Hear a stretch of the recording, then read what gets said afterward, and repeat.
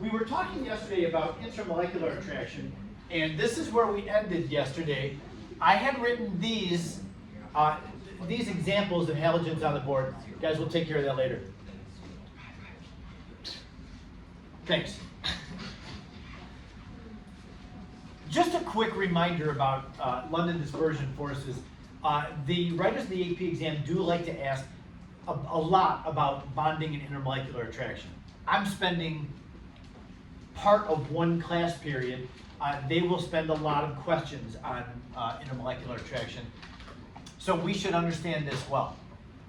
London forces they're known as the weakest intermolecular attraction, and for a long time I considered them the weakest, but it turns out that London forces can dominate the intermolecular attractions over polarity in a lot of cases. So we don't just kind of pass this type of intermolecular attraction off and say, well, that's the weakest anyway. No, it matters. It very much matters. So again, here's the principle behind London forces. When you have a molecule, the electrons are kind of locally found around a molecule in their orbitals. But that's really when the molecule is just sitting there and not doing anything. Molecules don't just sit there and not do anything, they move around. And so as they move around, they hit other things. When they hit other things, their inertia causes a distortion of where their electrons are. Their electrons, when they're not moving, are nice and pretty and where they should be. But boom, the thing hits something, and just like if your car runs into something, parts of your car go where they shouldn't go. And you get dents and things like that. Well, the parts of the molecule go where they shouldn't go. They distort. The molecule distorts. And for a moment in time, the thing that's distorted, the electrons are pushed over to one side more than the other side. And so for a moment, there is a temporary polarity to it. It's temporarily polar. And in that moment, it's that temporary polar molecule is going to be attracted to other temporary polar molecules. Then they'll go back to their normal shape, but in the next moment in time, another molecule or other molecules will be distorted and temporarily attracted. So that creates a compounding effect in which the term that is used in chemistry is called it's an induced dipole. Due to the collisions between the molecules and other things, either the other molecules or the walls of the container, they're momentarily polar. So that's the way that London forces work. The bigger the molecule, the more pronounced that temporary polarity is. And so that's why iodine, which is a nonpolar substance, is a solid. Those particles are attracted to each other. The only possible attraction they have is London forces, and it's strong enough to make iodine a solid. And bromine is a liquid for the same reason. Bromine isn't as heavy as iodine, so it doesn't actually solidify. But the particles are attracted enough, even though the molecules are nonpolar. Yeah? I know it says the heavier the molecule for the forces. Yeah. I'm thinking from the idea that a lighter gas moves faster. So wouldn't it be that when it stops or hits the wall, the inertia is higher, so then the electrons are displaced further? Okay, that's a great point. Yes, everything that you just said is correct. Lighter molecules do have faster speed, so they're running into each other or the wall with a higher velocity, therefore there should be more of a distortion. However, they don't have as much London forces because the lighter molecules don't have as many layers of electrons, and so being smaller and more compact, yes, they're going to have a distortion, but it's pretty minor because they're so tightly held to the nucleus. That's what it is. Iodine has got lots of layers of electron, and so they slosh more. They're more sloppy. Yeah, and so I think that's really what the foundation is. Great observation, though. You're exactly right. They are moving faster. Yeah. Okay, so I spent more time on London forces because there's more to what happens with them. The next type of intermolecular attraction is known as dipole-dipole attraction. This is very easy to understand. If a molecule is polar, then it's going to have dipole-dipole attraction. This is a great image. As simple as this is, this captures dipole attraction.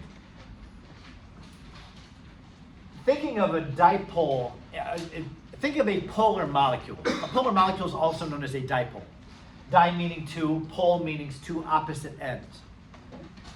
So when you have a polar molecule, it's got a positive side and a negative side. Well, the positive side of one molecule will be very attracted to the negative side of the next molecule. That attraction, you remember what we call that attraction between a positive and a negative? Starts with a C. Coulombic attraction. Coulombic attraction. Remember that expression, Coulombic attraction. When you describe any attraction between oppositely charged things, throw in the word Coulombic, the writers will just sob with joy, and they'll stop reading your answer. As soon as they see Coulombic attraction, they'll be like, okay, this student knows what they're doing. Go on to the next question. So anyway, yeah, use that expression. There is attraction between oppositely charged sides of molecules here. This shows HCl. The attraction between HCl, the hydrogen having its electron taken away from it is positive. That positive charge on the hydrogen is very attracted to the negative charge of the chlorine. Now, once again, this is not a strong dipole because HCl is a gas at room temperature. So even though we talk about, oh, polar molecules, there's a strong attraction. Well, not that strong, especially being a very small molecule. That is not even strong enough to hold those two together as a liquid. That's the kind of thing that, so it's the one thing to understand what the three types of intermolecular attraction are. Another thing, though, is to understand how physical properties are affected by these attractions. Like the fact that, okay, why is HCl a gas? Well, why is it a gas? It's just very light. And so, yes, it's polar, but it must not be strongly polar. And it's not a heavy thing, so it's got very light London dispersion forces, so there's just not enough attraction to keep it in the liquid phase or to bring them together. But it is one of the types of intermolecular attraction. It is profound, and it does hold particles together. And I want you to notice that all three of these attractions really are charge attractions. London dispersion forces are a temporary positive to negative attraction.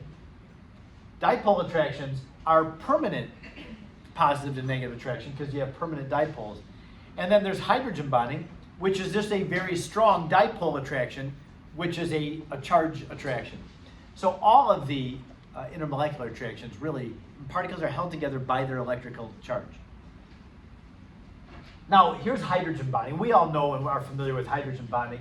Hydrogen bonding is a specific type of dipole attraction, extra strong, for a specific reason. Let's talk about what that reason is. You have to have hydrogen directly attached to F, O, or N. Now, the F is kind of weird because a couple things about fluorine. Number one, fluorine is very rare. You don't ever see fluorine, I shouldn't say ever, but we rarely see fluorine in things because we just don't have that much fluorine around. It's not abundant. The second thing about fluorine, it's expensive, it's very, very reactive, so it's dangerous to work with. But another thing about fluorine is it only makes one bond. Fluorine is only ever going to make one bond.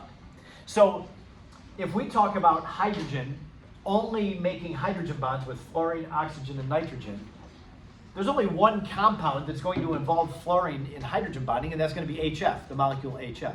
And if I'm not mistaken, HF, I believe, is a gas. So even though it's got hydrogen bonding, it still doesn't have enough intermolecular attraction to even make it a liquid or a solid.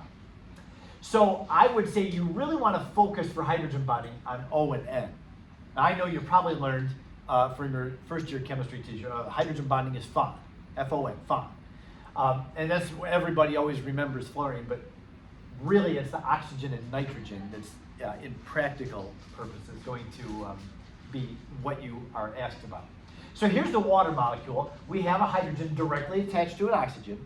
It's not enough that the hydrogen is the same molecule as FO or N. It's got to be directly attached to the FO or N. So what makes this such a strong attraction? Well, here's what makes it such a strong attraction. FO and N are high electronegativity. So when you have a hydrogen bonded to them, hydrogen only has the one electron. So the electron gets yanked away from the hydrogen. Now what's left over here? In this molecule, what's left over here? Hydrogen's electrons being pulled up toward the oxygen, leaving what? There's an exposed proton.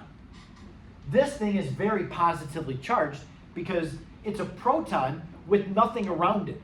There's no inner electrons to shield that positive charge. So you have just this naked positive charge just exposed.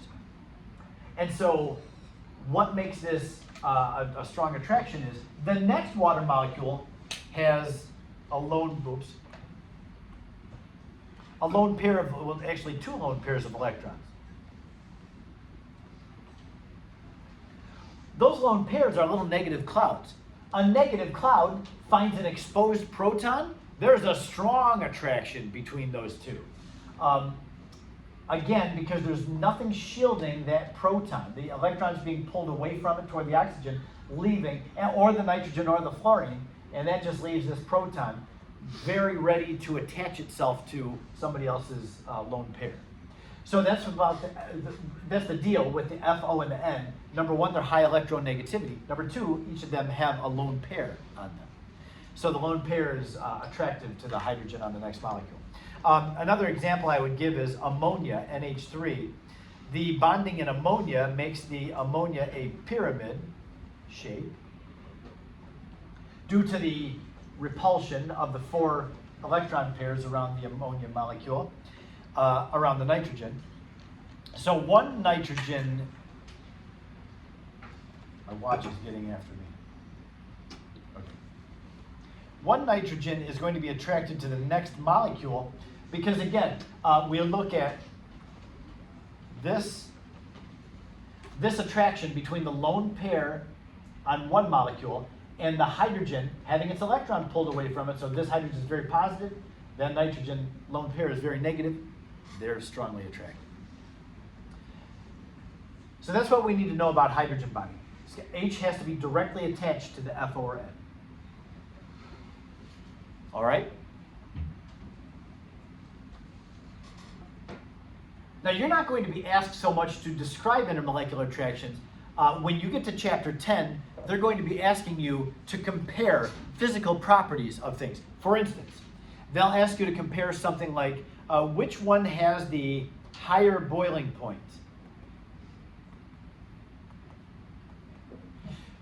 Ethanol. There's ethanol. Remember any organic chemistry? 2 carbons is F. An OH group on it, it makes it an alcohol, ethanol. Yes? It comes right back. Boom. We remember all that. Ethanol or propane. CH3, CH2, CH3. Between these two, which one's going to have the higher boiling point? Ethanol. It's going to be the ethanol. Yeah. Let's see. CH3 is 17, 15. This is 17. Yeah, so really for 2 reasons. This is a heavier molecule. It's got a higher molar mass. It's got more London forces. That is going to dominate over this propane. But also, we have hydrogen bonding present. So higher boiling point, you've got to understand what the physical state or the physical change is being described.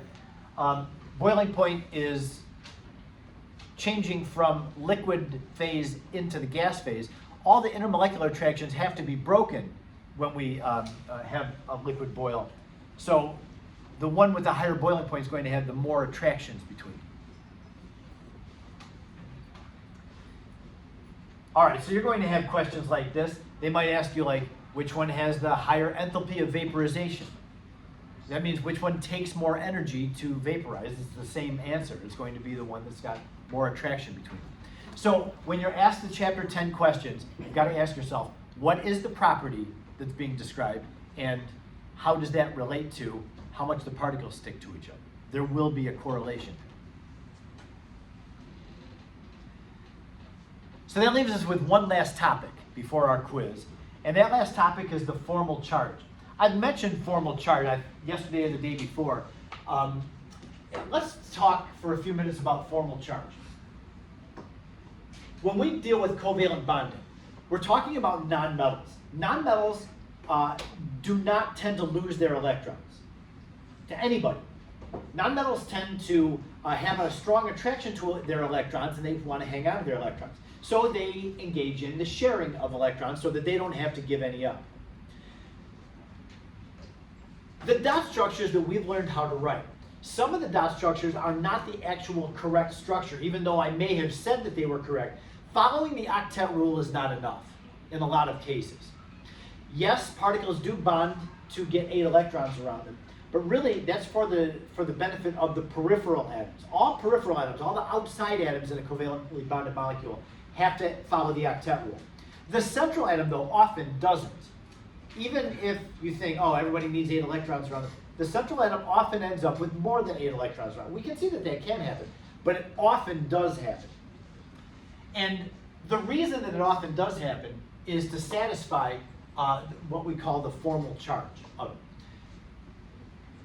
The most stable arrangement for atoms in a molecule would be where all of the formal charges are 0.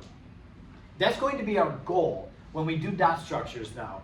I know you've already learned how to do dot structures. That was the first thing that we did in this chapter. But now we have to kind of revise that or modify it. And we also have to consider what are the charges of everything that's in the molecule. Now, we don't have ion charge. I'm not talking about ion charge. I am talking about, though, if an atom has lost an electron in the dot structure, like if it's down by 1 electron, that's not desirable. Atoms that are nonmetals do not tend to lose electrons. Let's see, for instance, let's see if I can think of an example. Let me show you how to find formal charge, and then we'll get to examples of when we need to modify a structure. Okay, this, by the way, is Isaac Newton. I don't know why I chose his picture. It has nothing to do. Isaac Newton, as far as I know, said nothing about chemical bonding. But anyway, I do like the flowy hair, though. We determine the formal charge. The charge, we know how to find the charge of an ion. It's the number of protons that have positive charge plus the number of electrons that have negative charge. That's the overall charge of an ion. The same kind of thing is what we have going on here, although we're not counting protons. We're looking at how many valence electrons the atom came into the molecule with, and then subtract how many valence electrons the molecule is assigned in the dot structure. Now, I'll show you what I mean by that, because when you have a chemical bond, we're going to assume that each of the bonding atoms get 1 electron per bond. And what I mean by that is like this. When I have, I'll just use HCl. In that bond, now of course the Cl's got lone pairs around it. In this bond, of course the bond represents 2 electrons. When we find the formal charge, the hydrogen is assigned 1 of the electrons there, and the chlorine is assigned the other one. That always is the case. So anytime 2 atoms are bonded together, give 1 of the 2 electrons to each atom. So that we can find the formal charge of hydrogen and chlorine. The formal charge of hydrogen would be hydrogen came into this molecule with 1 valence electron. So that's the first part, number of valence electrons in the neutral atom, minus how many electrons are assigned to the hydrogen here. Well, since it's only got 1 bond around it, that one of the electrons in there is going to the hydrogen, 1 of the electrons goes to the chlorine. So the formal charge of hydrogen would be the 1 minus 1. There's 1 electron assigned to it. So the formal charge would be 0. Hydrogen would be considered neutral still. Chlorine came in with 7 electrons. So it had 7 valence electrons. We subtract how many valence electrons are assigned to the chlorine here in this dot structure. Well, it's got 3 lone pairs around it. Lone pair, lone pair, lone pair. So the chlorine claims all 6 of those electrons. And then plus, so it's got 6 electrons plus the 1 that's part of the bond. That's a total of 7. So the formal charge of the chlorine is 0 as well. Came in with 7, it's assigned 7 here, it has a formal charge of 0. So we would assume that this is the correct dot structure for HCl. That was pretty Mickey Mouse. Let's go to an example on the next slide. We have something called the cyanate ion, cyanate, CNO with a -1.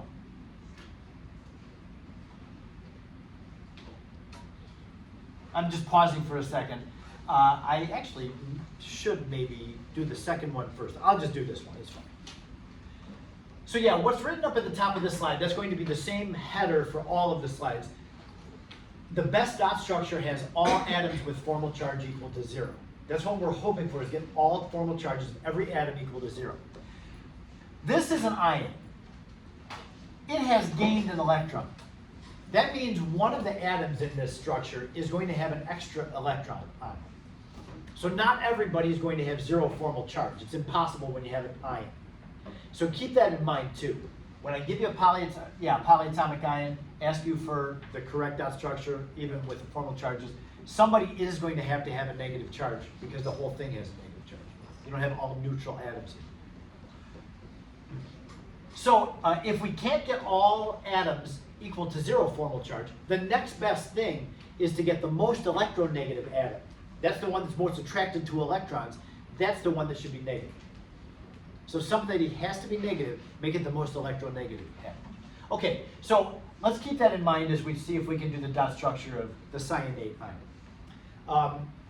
I'm going to go through the same steps as I've always done. Count the number of electrons. Carbon has 4, nitrogen has 5, oxygen has 6, and then there's an extra electron, giving it the -1 charge. So this thing has a total of 16 electrons. All right, well, we can do that. Put the carbon in the middle, and then attach the other atoms, oxygen and nitrogen, with single bonds at first. Get everybody their octet, add electrons around all atoms. And then count, starting at the left. 2, 4, 6, 8, 10, 12, 14, 16, 18, 20. There are 20 electrons shown in my structure. Everybody has an octet, but I should only have 16. So we need to get rid of some electrons. That means we'll need to make double and or triple bonds. Double or triple bonds, I guess.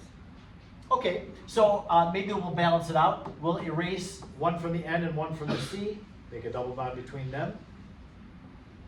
Then we can just have it nice and even, so we're not playing favorites. Erase from the carbon and the oxygen and make a second bond between the C and the O. We might think, oh, this seems to look good. We now have a structure that has 16 electrons in it. Everybody has an octet. Looks good to me. Well, let's check out the formal charges. Here's one option. And remember, this is a polyatomic ion, so I'm going to acknowledge that by putting the brackets around with the charge. What is the formal charge of the carbon? That's what I have a line here for. What are the formal charges of each of these? The carbon came in with 4 electrons. Remember the calculation that we do. Here's how we find the formal charge. How many valence electrons did it come in with? Minus how many are assigned to it in the structure. Okay, so carbon came in with 4. How many are assigned to it? Well, there's no lone pairs around the carbon. There's just 4 bonds. 1, 2, 3, 4. So that means carbon gets assigned 4 electrons. That's good. The carbon has a 0 formal charge. It still has a claim on all 4 of its electrons that it brought in. There they are. It's making 4 bonds with them. That's what that means. What about the oxygen? Oxygen here is 6. Well, it came in with 6. It's got 6 valence electrons.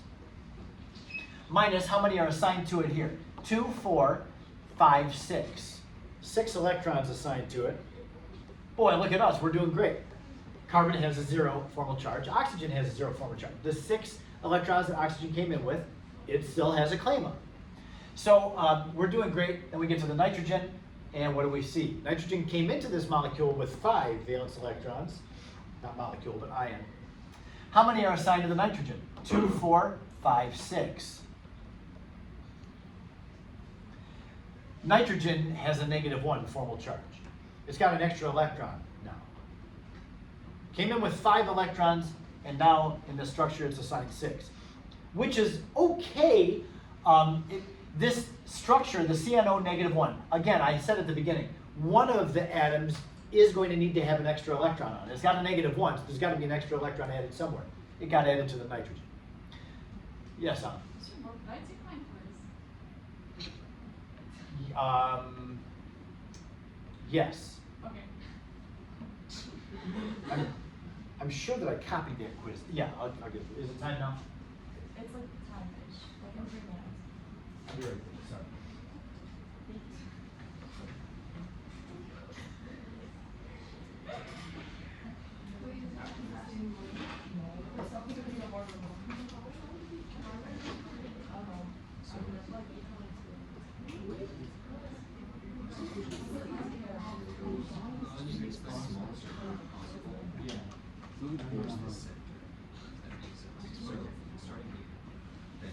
Explain it.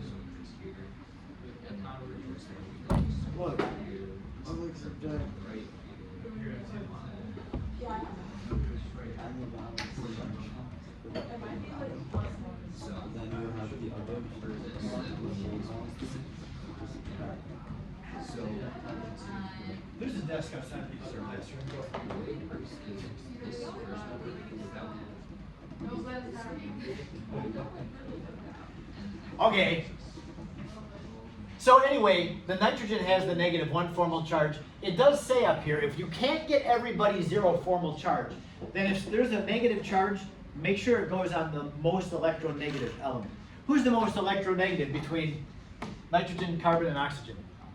Oxygen is the most electronegative. Is there a way that we can rearrange these electrons to make oxygen the -1 if somebody has to be? yes. Yes, there is, and we should do that. All right, so if this is not a great option, I'm going to go back to what I had at the very beginning, where I had a signal to the oxygen and a signal to the nitrogen. And everybody had their octet. Now we have to get rid of 4 electrons. This has 20 electrons, just like we had up there. We've got to now make other bonds. If we want oxygen to be the one with the -1 formal charge, how does the bonding between the C and the O have to look? What is the formal charge right now of the oxygen? It's -1. Oxygen has 6 electrons that brought in, minus the number of electrons that are assigned to it, 2, 4, 6, 7. So it's got a -1 just the way it is right now. So we're going to leave oxygen the way it is and not mess with it, and therefore the carbon and the nitrogen now are going to have to be the ones making multiple bonds. So I will make a double bond between the C and the N. Still have to get rid of 4 electrons. Make a double bond, a triple bond between the C and the N. Now let's look at our formal charges of everybody. Oxygen, we've decided, has the -1, 6 minus 7. Carbon came in with 4 electrons. It's assigned 4 electrons, 1, 2, 3, 4. Carbon's still 0. Nitrogen, it came in with 5 valence electrons, 2, 3, 4, 5. It's claiming 5 electrons in this structure. So this is going to, that has a -1 charge. This is the superior dot structure for CN. This would be the weight. These are not interchangeable. They're not equal to each other. This is the better structure. Good with that? Yeah? What qualifies like better? If it follows these. If we can get everybody with 0 formal charge, that's optimal. That's what we want. That will be a good dot structure. When you have a -1 polyatomic ion though, there's an extra electron somewhere. If there's an extra electron, put it on the most electronegative element, Okay. which is the oxygen. Okay? Not the nitrogen. So that's what makes that. Would that be considered like invalid, or would that be like not really like acceptable? Here's the answer to your question. If I were to ask you to just draw a dot structure, then I would accept this. But if I say, considering formal charges, write the best dot structure, then that clues you into giving 0 formal charge to everybody. Yeah. And if you indicated to showcase all resonance structures, you would do any formation, right? Even though least probable ones? Yes. Yeah. Yep. Typically for resonance structure, all the peripheral atoms should be the same. But yeah, something like this, yeah, you can consider those resonance. As hypothetically, you could put the triple bond. Yeah, you could, hypothetically you could. That would give oxygen a +1 formal charge, and that means oxygen would lose an electron, like nitrogen would take an extra electron away from oxygen. Yeah, and the nitrogen would have the extra electron and one of oxygen's electrons. Oxygen would not let that fly. Oxygen says, oh no, you don't. It'd be like, Like someone dissing Taylor Swift in front of back. yeah, that ain't happening. No, we're not putting up with that. He's gonna take the tickets back. What? We all know you don't. Okay, So let's go take a look at a couple other examples using this formal charge thing, so you can kind of get the hang of it. Maybe a little repetition would be called for here. So again, I told you the heading is still the same. What we're looking for is to get everybody in the molecule. Remember, they're all nonmetals. Nonmetals do not tend to want to get rid of any electrons. So to try to get everybody with the same number of electrons they came in with at 0 formal charge, that is desired. Now this is a neutral structure, so we should be able to get everybody with 0 formal charge. Let's see if we can. PO2F. Let's do our normal procedure for finding dot structures. P is 5 valence electrons. Oxygen has 6, and there's 2 of them. And fluorine has 7. So 5 plus 12 is 17, plus 7 is 24. So we put phosphorus in the middle, attach the other atoms with single bonds at first. Lone pairs around everybody. There we go. How many electrons do we have? Starting at the left. 2, 4, 6, 8, 10, 12, 14, 16, 18, 20, 22, 24, 26. 26 electrons shown. I should only have 24. I have to make a double bond. Now what are we going to make the double bond between? The phosphorus and the oxygen, or the phosphorus and the fluorine? Well, let's put the double bond between the phosphorus and the oxygen first. So I'm going to do it down here. P double bonded to the oxygen, just one of the oxygens. That got rid of 2 electrons from the P, and a lone pair from the P and a lone pair from the O. So the O still has 2 lone pairs on it. The single bonded oxygen still has 3 lone pairs on it, and the fluorine still has 3 lone pairs on it. What are the formal charges? The phosphorus in the middle has a, and by the way, this structure, everybody is obeying the octet rule. Without thinking about formal charges, we would think, oh, this is great. Very easy dot structure. PO2F, put a double bond on one of the oxygens, we're good. If you went to Google and said, what is the correct dot structure of PO2F, you're not going to get this, however. Why? It's because in this structure, the phosphorus came in with 5 electrons, but now it's only assigned 4. It has lost one of its electrons. I know it's not real high in electronegativity, but it's still a nonmetal. It still is attracted to its electrons enough to not want to get rid of any. So it's 5 minus 4, which has a positive 1 formal charge. The oxygen, there's 2 different oxygens. They have different formal charges. The one on the left, I'll just use a different color for this. The one on the left is 6 minus 6 assigned to it. So the double bonded oxygen is 0. The single bonded oxygen is 6 minus 7 equals negative 1. So what this is showing is that phosphorus has lost an electron, oxygen has taken it. I know that oxygen has high electron negativity, but it doesn't tend to take electrons from its neighboring nonmetals. It would gladly take an electron from a metal, because they tend to give off their electrons. Phosphorus does not. Fluorine, it's not atomic number, it's formal charge. Fluorine came in with 7 electrons, and it is assigned 7 in that structure, so fluorine is 0, as it should be. But if somebody's going to be negative 1, it should be the most electronegative. But oxygen is negative 1 because it has taken an electron from the phosphorus. Is there something we can do? Now I'm going to rewrite this same dot structure, and then we're going to talk about it in the next box.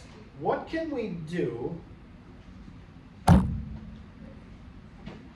with this structure? We don't want to mess with the fluorine because it already has a formal charge of 0. In fact, listen to this. In any dot structure, you will never give fluorine a double bond, because that would mean that fluorine would have a positive 1 formal charge. Fluorine with a positive 1 formal charge means that a nonmetal has taken fluorine's electron. Does anybody take an electron from fluorine? No, it's the most electronegative element. Fluorine does the taking. It doesn't ever have electrons taken from it. So never, never, never put a double bond on a fluorine. I don't say that word very often, but fluorine will only be single bonded ever. Put the double bond on the oxygen, get rid of a lone pair. Yeah, that's what we can do. With oxygen having an extra electron and phosphorus being deficient by 1 electron, if we can get one of these lone pairs on the oxygen to become a bond between them, take a look. Good eye on that, Sham. So yeah, we haven't gained or lost any electrons. We just took a pair of electrons, instead of oxygen hogging it, now they're sharing it. So oxygen has gone down by 1 electron. It now has a formal charge of 0. Phosphorus has gone up by 1 electron. This is the correct dot structure. So P is 5 minus 5. Both oxygens are 6 minus 6. Fluorine is 7 minus 7. So they're all 0. We have a winner. Yes? If we have two of the same element, so in this case oxygen, but we only end up changing one amount of electrons, what do we do about formal charge then? Or is that never going to happen? I don't know if that'll ever happen. Can you give an example? Can you think of an example? I don't know that that'll ever happen, so let's just play this out and assume it doesn't happen. Okay. All right, I have one more example for. Do we have time? We're doing fine. I do want to take you to an old AP exam here if we have time at the end of this. This is our last example. All right, take a look at this one. We have the sulfate ion. Before we learned about formal charge, we would have tried the sulfate ion and thought it was very, very easy, and we would have thought we were right. Here's how. Sulfur has 6 valence electrons, oxygen has 6, and there are 4 of them, plus 2 more electrons because it has a -2 charge. Okay, so 6 plus 24 is 30, plus 2 is 32 electrons. Okay, 32 electrons for the sulfate ion. So we would put the sulfur in the middle, 4 electrons, 4 oxygens around it. I should just put it in here. I'll put it right in here to this. Single bond, 4 oxygens. Sulfur already has its 8. Get those lone pairs around the oxygens, so they have 8. Count up the number of electrons. There are 32 electrons shown. Everybody has an octet. We seem to go home happy. Unfortunately, now that we've learned about formal charge, something is going to fall short. What is the formal charge of the sulfur? -2. Oh, 2, It's 2, 2. positive 2. Sulfur came in with 6 electrons, and it's only assigned 4 in the structure that we've shown, meaning the sulfur has somehow lost 2 electrons. Each oxygen has come in with 6 electrons, and each oxygen now, every oxygen is assigned 7 in the structure, giving each oxygen a -1. So you have a positive 2 sulfur, meaning that sulfur has lost 2 of its electrons. All the oxygens are -1s. Now, yes, oxygen is more electronegative than sulfur, but it is not. It doesn't seem cool for sulfur to have a positive 2 and have lost 2 electrons. Is there something that we can do to get the sulfur back to 0? What? Anna? I need a bond energy. Oh, you do. Okay, I'll just give you a book. Do we trust Anna to have a book No. with her? No. We don't have eyes on her? She hasn't memorized the table. I of can, electrons. she should memorize it, honestly. Yeah, honestly. Should remember. It'll make it faster for the AP exam. It'll just help bring along. Absolutely not, absolutely. I know carbons. Hey, I know the triple bond, you know, that's it. 1,000%. Everything's in that book. Bro, there's like glasses in Hey, Tom's Glad you different. reminded me of that. It's fully exhibition. How confident are you in that 1,000%? Very. Is it not? Wait, for what bond? For C triple bond O. No, that's right. 1072 is right. And then C double bond O, and CO2 is 799. Alright, that's Adam. But it's lower in like. Is it? Stop flexing on it. Nobody likes to show up. Dang. That's crazy. Okay, what are we going to do with the oxygen and the sulfur? Can we get sulfur its 2 electrons back? Yes. How? There must be some way. Yeah, where there's a will.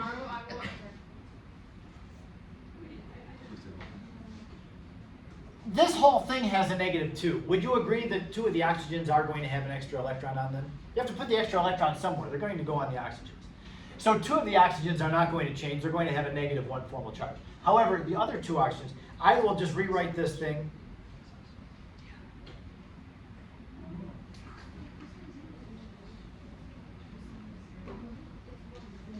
Okay, so there it is again, same thing. But what can we do now to get that sulfur a zero formal charge? How about the oxygen on the left offers up one of its lone pairs to bond with the sulfur? That gives the sulfur an extra oxygen, an extra electron. And then how about if the one on the right, I'm just spreading them out, it doesn't matter which two oxygens you use. Yes, sulfur can do that because it can get more than 8 electrons around it. And sulfur now has a formal charge of 0. It came in with 6 electrons, it now is assigned 6 electrons, giving it 0 charge. These two oxygens on the left are 0 formal charge. The up and down oxygen, those are -1s, and that's what gives this thing a -2 overall charge. That is the superior dot structure. That is the correct dot structure for the sulfate. Yes, ma'am? This is actually an example of what my question was. Like, so the oxygen formal charge for the left and right would be, it came in with 6, right? Yeah. And So the left and right are zeros. Yeah, and then the top is negative, top and bottom are negative. Yeah, so are you asking, is it possible if you have more than one oxygen, they don't have all the same formal charge? Yeah, so then what would you put in the? Oh yeah, so you would have to say that, 2 are 0 and 2 are negative. Oh, okay. Something so you like just that. identify Yeah. that it's different. Yes. And it's okay, alright, I see. Yes. Doesn't this have 4 resonance structures? Yes. Yeah, you would have 4. So the bond order here, it's like all these are 1.5 bonds. The bond order is 6/4, so it would be 1.5. Yep. So these would all really be the same length. 4 resonance structures. You're exactly right about that. Basically, you can swap the lone pairs with the bonds. Yeah. That's it. It resonates between those. All right, I know it's just about time to go. In the last 5 minutes, though, I think it's worth looking at this. This is back in 2017, almost 10 years ago. The AP exam is still written similar to this. The course and the exam were revised in 2014. That was the first year of the revision. So it really has not been overhauled since then. So what you're about to see could very well be what you'll see on your exam when you take it.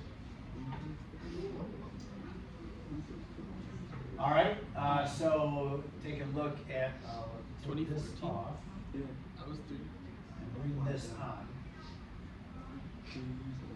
This 2017 number 1. By the way, I found this by doing this. I went to Google and I said, I knew it was 2017. If you're in the notes document, if you go to the next slide, it says go to 2017 free response. So I just went to Google and I said 2017 AP Chem FRQ. And so the first thing I get, you can get all of the free response sections and scoring guides online very easily. It's not pirating, it's out there for you. The College Board puts it out there. They're pretty stingy about multiple choice questions. You don't find too many of those. Lots and lots of free response examples are out there. So anyway, we'll go now to the questions. Oops, went too far. So you'll have to pirate the multiple choice ones. Oh, yeah. I wouldn't say No comment. pirate. Borrow? Yeah, borrow. That's a good from one. other people. Okay, so anyway, there's a lot of words, of course, on here. Let's just take a look at generally what we have to do. Some of these are not bonding questions. This is just number 1 AP exam. They really like to integrate lots of different concepts in the same cluster of questions. So they're given a reaction here. This is a redox reaction, by the way. Carbon tetrachloride is synthesized CCl4 is made, according to this reaction, at a certain temperature in a certain volume container. It says, chlorine gas is initially present in the container at a pressure of 0.4 atmospheres. Number 1, how many moles of chlorine then are present? Well, if you know what the pressure of chlorine is and the volume and the temperature, you can find how many moles of chlorine using the ideal gas law. All right, so we have an ideal gas law question. Part 2 of that one. How many grams of carbon disulfide, the other reactant, would be needed to react completely with all of the chlorine? There's a stoichiometry question. You're going from moles of one thing to the grams of something else in there. So they're starting you off with very, very simple work. Then part B.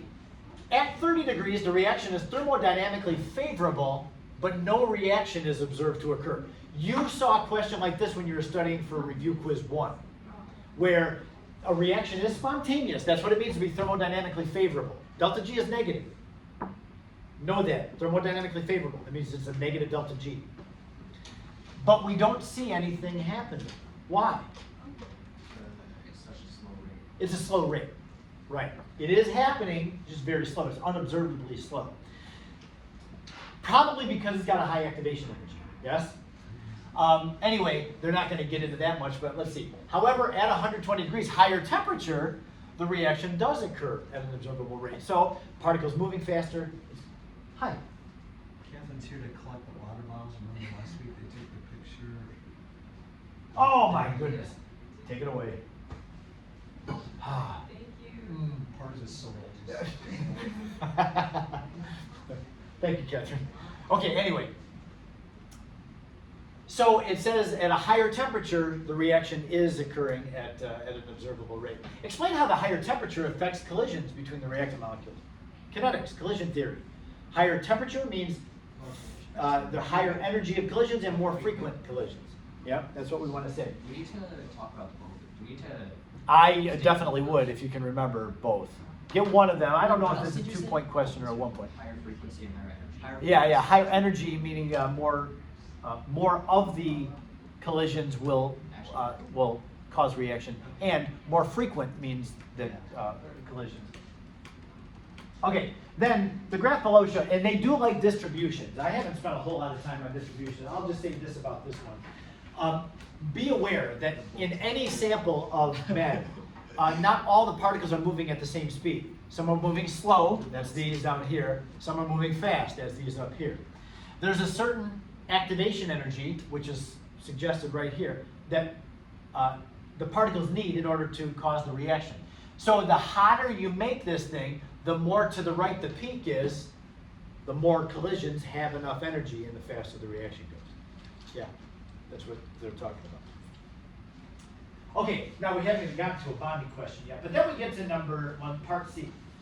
S2Cl2, one of the products in this reaction, is one of the products. So, complete. They give you this setup of 2 S's on the inside and 2 Cl's on the outside. Complete the Lewis electron dot structure. Okay, hopefully you're aware that the announcement that was made, I'm erasing it. That's the one S. that'll do me to after tomorrow. S. I got you. Okay, now we will have to, and I really suggest, don't skip this part. Go back to the beginning, and how do you do dot structures? It's time to leave. We're getting very close. Sulfur has 6 electrons, there's 2 of them. Chlorine has 7 electrons, there's 2 of them. 12 plus 14 is 26 electrons. So now start combining these things. We're going to put single bonds between these and then lone pairs around everybody. Start at how many electrons there are. Do that first. So we have single bonds right now. Now count the number of electrons, starting on the left. 2, 4, 6, 8, 10, 12, 14, 16, 18, 20, 22, 24, 26. Bam, it's done. That is the correct dot structure. It's all single bonds. And I know they're totally setting you up. They gave you this easy thing and you're thinking, oh man, this exam is so easy, I'm going to get a 5. I practically don't need to do the rest of them. But then, watch what they do in the next question. What is the approximate value of the Cl to S bond angle? Like, what is the angle around this sulfur? And many people, not my students, but many people are going to look at their structure as the AP exam gave them, and they're going to say, it's linear. The angle is 180 degrees. If any of you do that, and I find out about it, it'll be in July when the results are out, I'm going to come find you and throw you in a dumpster. You're going to be thrown away. I'll throw you away. We're worthless. It is not 180, and shame on you for thinking that. You're taking an early trip. What is the angle? How about this? What is the shape around the S? Bent. It's bent. Coordination number is 4. two atoms bonded in two lone pairs, it is bent. When you have a bent atom and two of them are lone pairs, remember the lone pairs spread out and put the squeeze on? What is the approximate value of the angle? 105. 105. You get about a 2-degree squeeze for each. The tetrahedral angle is 109.5. One lone pair would cut it down to about 107. Two lone pairs cuts it down to about 105. Yeah. Okay, can you be like within like 5% or so of the correct answer? Yeah. If you even said 109.5, they might actually give it to you. What they're looking for is for you to say 180. Do you have like the grading rubric for this? I don't. It's No, not- 104 through 110. That's what they give you points for. Yeah, so, you know, we talked about that 2-degree squeeze. I don't know, maybe they wouldn't even expect you to know that. They're giving you 109.5. If you didn't have a teacher that taught you about the squeeze, then you still can get that right. But those of you, none of you had a teacher that said, oh no, just look at the dot structure, that'll tell you what the shape is. I told you the opposite. I told you don't ever depend on the Lewis dot structure to know the shape. You've got to look at how many lone pairs, what the coordination number is around the atom. Would College Board ever be devious enough to give you a bond structure that's impossible? No, you won't have that. Nope. Like a dot structure that doesn't work. Like, Yeah. no. Okay, so we're out of time. I can't go through anymore. Thank you for your time.